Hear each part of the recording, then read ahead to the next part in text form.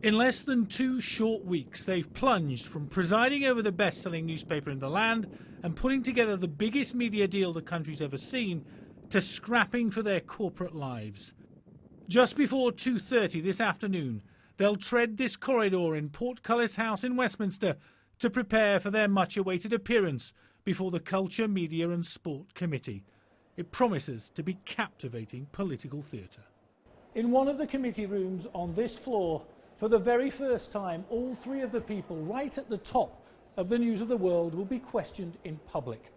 Rebecca Brooks, the former editor and chief executive of News International, who's now resigned and been arrested. Her mentor, Rupert Murdoch, the media mogul who's seen his empire shaken to its very roots. And his son and heir, James, who won't relish being questioned about what he knew and when. So what are the key questions the key players want to ask? My name's Mark Lewis. I represent a number of the victims.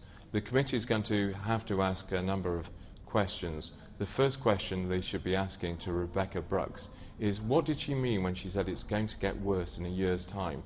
What was going to come out that she knew about? The question to ask James Murdoch is, what did he sign a cheque for? And the question to ask to Rupert Murdoch is, when he was asked what his priority was, what he wanted to do, he just pointed at Rebecca Brooks and said, save her. My name's George Galloway, and my telephone was hacked by the News of the World way back in 2003.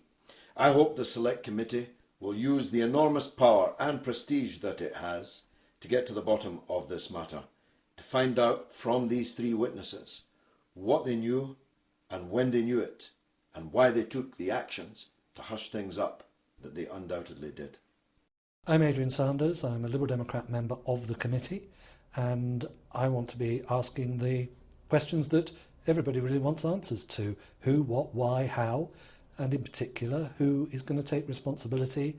Where does accountability lie for some of the things that have gone on and have really upset the British public? Mrs. Brooks has appeared at a select committee before and made what seemed to be a startling admission. We have paid the police for information in the past.